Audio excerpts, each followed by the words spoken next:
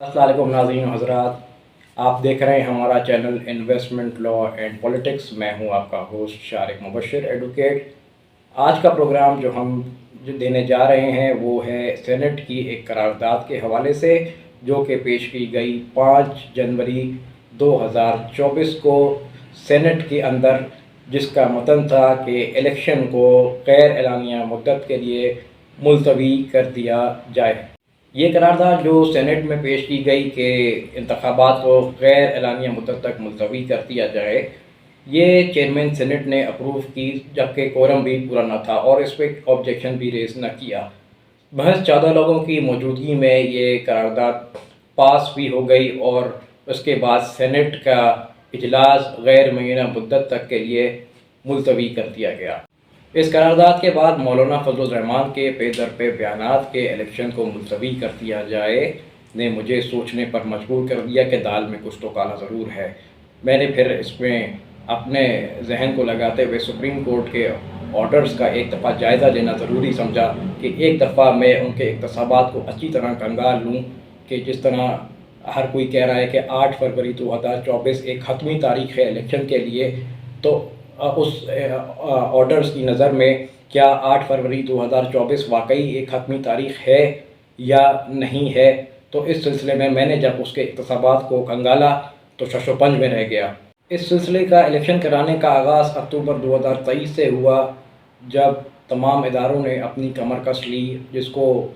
जिसके में हमारे मुआवनत का रोल जो है वो हमारी आला अदलिया ने किया कि उन्होंने तमाम इदारों को इकट्ठा किया और एक सवालनामा दिया कि सिर्फ़ इस एक सवालनामे को हल कर लें कि इलेक्शन की तारीख़ क्या होगी।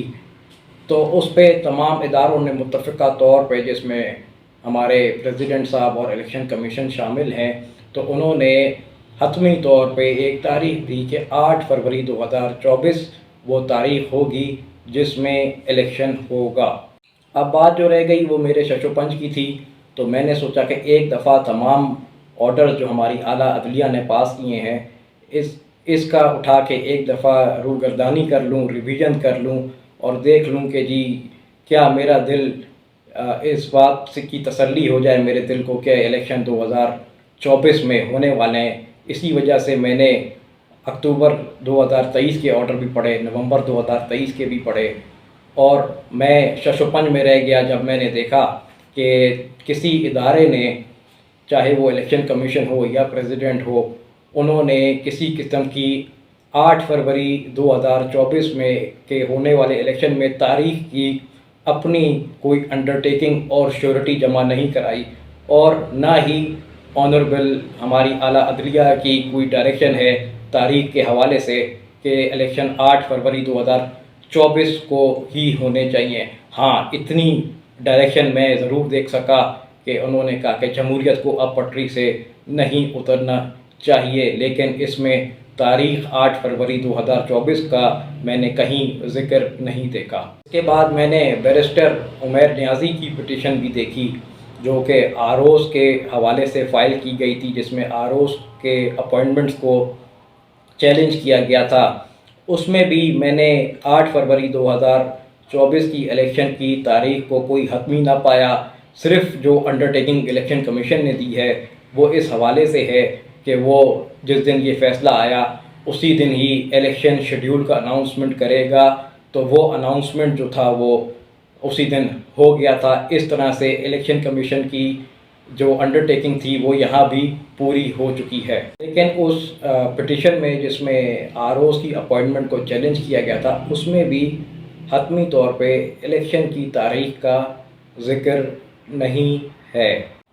अब इस सिचुएशन में जबकि इलेक्शन की तारीख़ की ना अंडरटेकिंग है और ना ही डायरेक्शन है, अगर किसी वजूहात की बुनियाद पे इलेक्शन को इल्तिवा में डाला जाता है तो मैं ये समझने से कासिर हूँ कि कौन से इदारे की पकड़ाई होगी और कौन इसका ज़िम्मेदार होगा।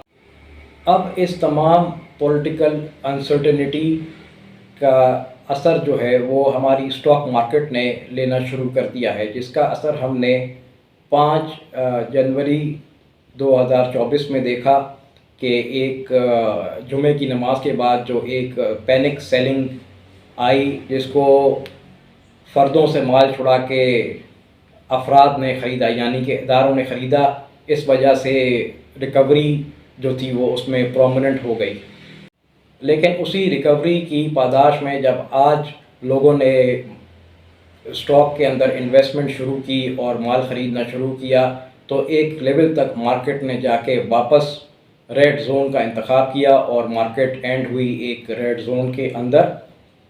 تو اس وجہ سے کہ پولیٹیکل انسرٹینٹی ہے، اب جب کہ آج سپریم کورٹ نے ڈسکوالیفیکیشن کا فیصلہ دے دیا ہے، لائف ٹائم ڈسکوالیفیکیشن کا بھی جو ہے، تو اس حوالے سے اگر کل مارکیٹ کے اندر جو ہے وہ تھوڑی سی پازیٹیونیس نظر آ سکتی ہے، لیکن اگر یہ پولیٹیکل انسرٹنٹی کا رجحان جاری رہا تو وہ دن بھی دور نہیں جب مارکیٹ جو ہے وہ پہلے 58,000 کا لیول ٹچ کرے گی اور اس کے بعد 53,000 کا۔